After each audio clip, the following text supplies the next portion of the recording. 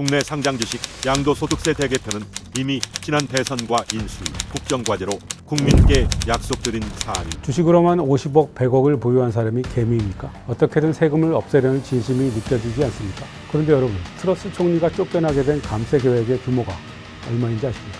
그래도 영국은 행정부의 대표인 총리가 감세 규모와 계획을 투명하게 밝힙니다. 우리나라는 어떤가요? 예산이 막 정부 재정 지출이 팍팍 늘어가면요, 물가가 오릅니다. 물가 때문에 또 서민들이 죽는다. 국민을 바보로 여기지 않으면 할 수 없는 거짓말입니다. 내년 총 지출은 2.8% 증가하도록 편성하여 건정 재정 기조를 유지하였습니다. 우리 정부의 재정 운영 기조는 건전 재정입니다. 공격적으로 세금을 깎아서 재정을 텅 비게 해놓고 대체 어떻게 건전한 재정을 소리겠다는 건가요? 작년 법인세 인하 논의 당시에도 세수 결손 가능성 지적에 세율을 올려도 기업의 투자가 증가하고 그럼 내수가 좋아질 거 아니냐, 그럼 세수가 줄지 않을 거라고 그런 방어를 하셨는데 실제는 세수 감소가 결국은 일어난 거죠. 정부가 경기 침체의 진앙지였던 것입니다.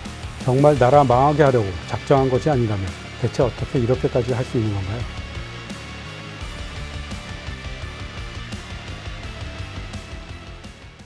안녕하십니까. 논설의 이재성입니다. 윤석열 정부가 또다시 부자 감세를 추진하고 있습니다. 집권 1년 반 만에 벌써 4번째 부자 감세입니다.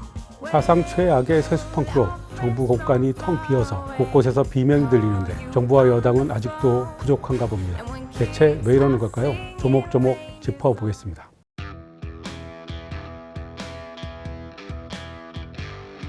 정부와 여당이 최근 들어 시동을 거는 감세 대상은 주식 양도소득세와 상속세입니다. 오늘은 주식 양도세만 살펴보겠습니다. 대통령의 오랜 친구이자 이른바 윤핵관 중 한 명인 권성동 국민의힘 의원은 지난 10일 페이스북에 이렇게 씁니다. 국내 상장 주식 양도소득세 대개편은 이미 지난 대선과 인수위, 국정과제로 국민께 약속드린 사안입니다. 정부의 책임 있는 조치를 강력히 요구합니다. 권 의원이 말하는 약속이란 윤석열 대통령이 후보 시절이던 지난해 1월 자신의 페이스북에 주식 양도세 폐지라는 7자 공약을 올린 걸 말합니다. 이 공약은 윤석열 정부 110대 국정과제에도 포함됩니다. 마치 평범한 개인 투자자를 위한 공약 같지 않습니까? 그런데 그렇지 않습니다. 극소수 찐 부자들이 대상입니다. 현행 법률에서 주식의 양도소득세는 개별 종목 보유액이 10억 원 이상이거나 보유 지분율이 코스피의 경우 1% 이상인 세법상 대주주만 냅니다. 정부와 여당의 계획은 이 대주주 기준을 현행 10억 원에서 50억 원 또는 100억 원으로 크게 올리겠다는 겁니다. 지금 대주주의 경우 주식 양도 차익의 20 내지 25%를 세금으로 내거든요. 주식을 팔아서 10억 원의 양도 차익을 남겼다면 2억 5천만 원의 세금을 내야 하는데 50억 원 또는 100억 원 이하를 보유한 사람은 대주주가 아닌 것으로 바꿔 세금을 내지 않도록 해주겠다는 겁니다. 그러면서 마치 개미 투자자를 위한 감세인 척 미장합니다. 주식으로만 50억, 100억을 보유한 사람이 개미입니까? 2020년 기준 대주주로 분류된 사람은 27,163명으로 개인 투자자의 0.3%입니다. 전체 국민에서 차지하는 비율은 0.05%에 불과합니다. 대주주 지정을 피하려고 연말에 물량이 쏟아져 나오는 바람에 증시에 부담을 주고 개인 투자자들에게 피해를 준다고 권성동 의원이 주장하는데요. 일시적인 물량 부담이 그렇게 큰일인가요? 한번 내려간 주가는 다시 올라가지 않는 건가요? 기업 가치가 건실한 회사라면 오히려 개미들이 주식을 살 기회가 될 수 있는 것 아닌가요? 극소수 부자를 위해 논리를 만들어내려고 개미들까지 들먹이는 윤핵관의 행태가 추해 보입니다. 주식 부자의 세금을 깎아주겠다는 윤석열 정부의 시도는 이번이 처음이 아닙니다. 윤석열 정부는 지난해에도 대주주 요건을 10억 원에서 100억 원으로 대폭 완화하는 세제 개편안을 발표한 바 있습니다. 100억 원 또는 지분율 3%는 2000년 당시 기준입니다. 2013년에 50억 원 또는 지분율 2%로 내려갔고 이후 25억 원 또는 1%, 15억 원, 10억 원까지 내려온 것입니다. 윤석열 정부의 이번 시도는 여러 차례에 걸쳐 어렵사리 강화해온 과세 기준을 23년 전 수준으로 되돌리겠다는 얘기입니다. 대주주 기준을 100억 원으로 올리려던 지난해의 시도는 민주당이 부자 감세와 세수 감소를 우려하며 반대해 무산됐습니다.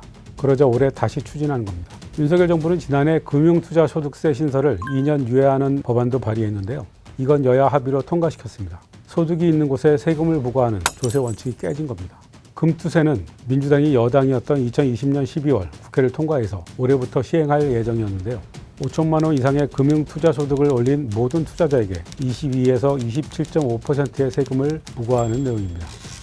윤석열 대선 후보가 7자로 주식 양도세 폐지 공약을 올렸을 때 당시 언론에서는 금투세까지 폐지하려는 의도를 담고 있다는 분석이 나왔습니다. 어떻게든 세금을 없애려는 진심이 느껴지지 않습니까?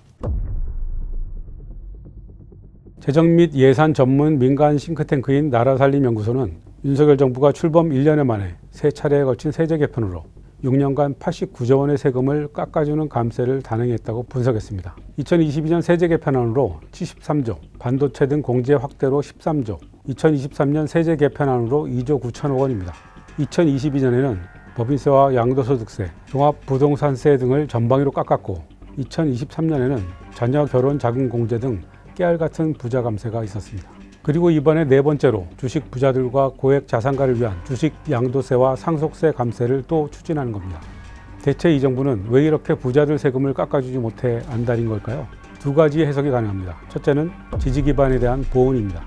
대자본과 자산계급이 자신들의 지지층이니 그들에게 선물을 하려는 겁니다. 이건 자신들이 부자들의 정권이라는 걸 자인하는 것입니다. 둘째는 신자유주의 이념에 입각한 작은 정부론과 낙수 효과론입니다. 여러분도 잘 아시듯이 윤석열 대통령은 대학 시절 이제 저희 부친이 밀턴 프리드만의 그 책을 권한 것은 제가 거기에 굉장히 감명을 많이 받았어요. 2006년 중수부 연구원 할 때까지 그 책을 계속 갖고 다녔어요. 신자유주의 대표 저작 중에 하나인데요. 하지만 정부는 작을수록 좋다는 작은 정부로는 미국의 레이건과 영국의 대처 정부를 거치면서 허구로 드러났습니다. 기업과 부자들 세금을 깎아주면 투자와 소비가 살아나서 아래로 돈이 흐르게 된다는 낙수 효과론도 현실에서 작동하지 않는다는 사실이 많은 경제학 연구를 통해 이미 오래전에 입증됐습니다. Trickle down economics has never worked. 영국의 리즈 트러스 총리가 지난해 집권하자마자 감세 계획을 발표했다가 환율과 국채금리가 치솟고 국가 신용등급 강등 위기에 몰렸던 사실 기억하실 겁니다. 리즈 트러스는 보수당 총리로서 신자유주의 지도자였던 마거릿 대처를 존경했고 대처와 같은 정책을 펴려고 했던 건데요. 결국 트러스는 감세 계획을 포기하고 총리에서 물러났습니다. 왜 이렇게 됐을까요? 바로 신자유주의라는 낡은 이념이 현실에 맞지 않았기 때문입니다. 그런데 여러분, 트러스 총리가 쫓겨나게 된 감세 계획의 규모가 얼마인지 아십니까? 5년간 우리 돈으로 70조 원 정도입니다. 앞에서 말씀드린 윤석열 정부의 감세 규모는 6년간 89조 원입니다. 그런데 영국의 국내 총생산과 재정 규모는 한국의 2배가량 됩니다. 경제 규모는 우리가 절반에 불과한데 감세 규모는 더 큽니다. 이게 얼마나 심각한 일인지 감이 오시나요? 그래도 영국은 행정부의 대표인 총리가 감세 규모와 계획을 투명하게 밝힙니다. 우리나라는 어떤가요? 대통령이 감세 규모를 직접 밝히지 않을 뿐더러 그 이유도 간접적으로 겨우 몇 마디 들을 수 있을 정도입니다. 예산이 막 정부 재정 지출이 팍팍 늘어가면요 물가가 오릅니다.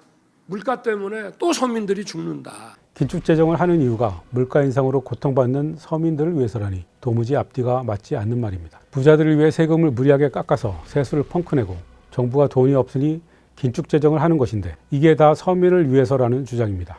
국민을 바보로 여기지 않으면 할 수 없는 거짓말입니다. 감세 규모도 줄여서 발표합니다. 기재부는 2023년 세제 개편안을 발표하면서 향후 5년간 세수 감소 효과를 마이너스 4,719억 원이라고 계산했습니다. 앞서 말씀드린 나라살림연구소의 2조 9천억 원과 차이가 크게 납니다. 왜 이렇게 차이가 날까요?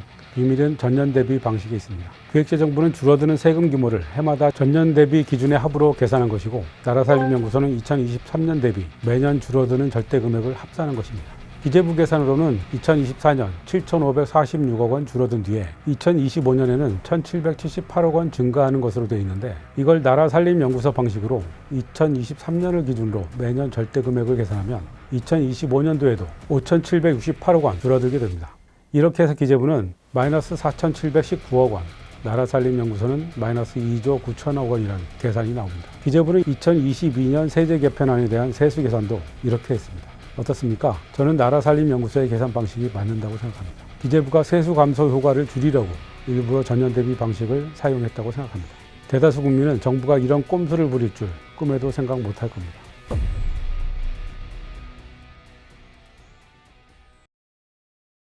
내년 총 지출은 2.8% 증가하도록 편성하여 건정 재정 기조를 유지하였습니다.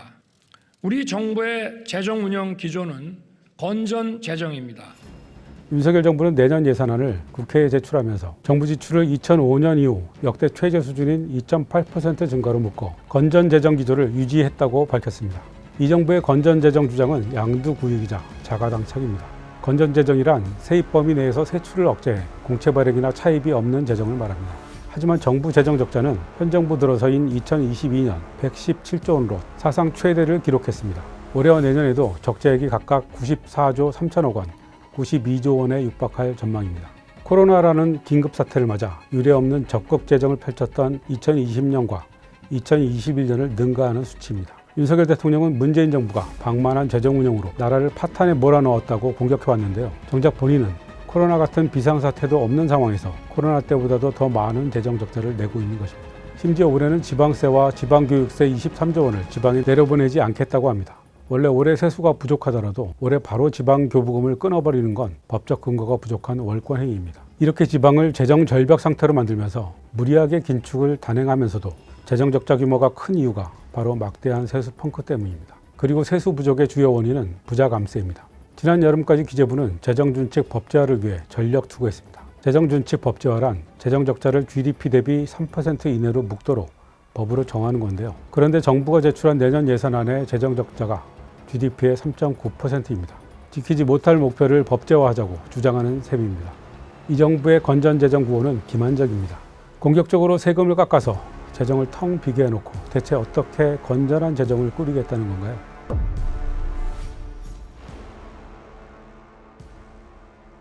작년 법인세 인하 논의 당시에도 세수 결손 가능성 지적에 세율을 올려도 기업의 투자가 증가하고 그럼 내수가 좋아질 거 아니냐, 그럼 세수가 줄지 않을 거라고 그런 방어를 하셨는데 네. 실제는 세수 감소가 결국은 일어난 거죠. 기재부가 올 초부터 입만연명 강조했던 상저하고 기억하실 겁니다. 하반기가 되면 경기가 회복해서 세수도 잘 거칠 테니 세수 펑크는 걱정할 필요가 없다는 주장이었습니다. 그런데 상저하고는 마치 신기루처럼 다가가면 멀어졌습니다. 결국 기재부는 지난 9월 세수 재추계를 통해 올해 연말 기준 59조 원의 세수 결손이 생길 것으로 예상한다고 밝힙니다. 낙수효과라는 신자유주의 경제 이론이 정말 맞는다면 세 차례에 걸쳐 단행한 대규모 감세는 투자 증가와 경기 회복으로 이어져야 합니다. 하지만 현실은 우리 모두 알고 있는 바와 같습니다. 가장 큰 문제는 세수 펑크로 재정이 부족해지자 정부가 지출을 줄이기 시작했고 그 결과 정부가 주도해서 경제 성장률을 끌어내리고 있다는 점입니다. 이 표를 한번 보시죠. 2023년 2분기에 소비와 투자, 수출이 모두 감소하는 이른바 트리플 위기가 왔었는데요. 민간 소비, 민간 투자보다도 정부 소비와 정부 투자의 감소폭이 훨씬 컸습니다. 정부가 경기 침체의 진앙지였던 것입니다. 이 트리플 위기는 2008년 금융위기 이후 15년 만에 처음 발생한 건데요. 2008년에는 민간 소비와 민간 투자의 감소를 정부 소비와 정부 지출 증대로 대응했습니다. 그렇게 해서 2009년 재정 적자는 17조 6천억 원이었지만 2010년에는 16조 7천억 원 흑자로 전환한 바 있습니다. 이때가 이명박 정부였습니다. 그런데 이명박 정부 시즌2라는 윤석열 정부는 공격적인 부자 감세로 세수를 펑크내더니 외환위기도 금융위기도 코로나도 아닌 평상시 상황에서 경제를 빈사 상태에 몰아넣고 연구개발 예산을 비롯한 미래의 씨앗까지 밟아 죽이고 있습니다. 벌써 사회적 약자와 서민들은 타격을 받기 시작했습니다. 대통령의 무리한 개입으로 강서구청장 보궐선거가 참패로 돌아간 뒤에는 포퓰리즘 정책을 남발합니다. 김포의 서울 편입이라는 기형적인 사탕발림으로 수도권 주민들의 욕망을 부풀리고 글로벌 스탠더드인 공매도를 갑자기 금지했고 종이컵과 플라스틱 빨대 규제를 포기했습니다. 재정은 거덜나고 국가 신인도는 누더기가 됐습니다. 젊은 과학자들은 신세를 한탄하며 짐을 싸고 있습니다. 정말 나라 망하게 하려고 작정한 것이 아니라면 대체 어떻게 이렇게까지 할 수 있는 건가요? 날은 저물고 갈 길은 멀게 느껴지는 가을입니다. 지금까지 논설이었습니다.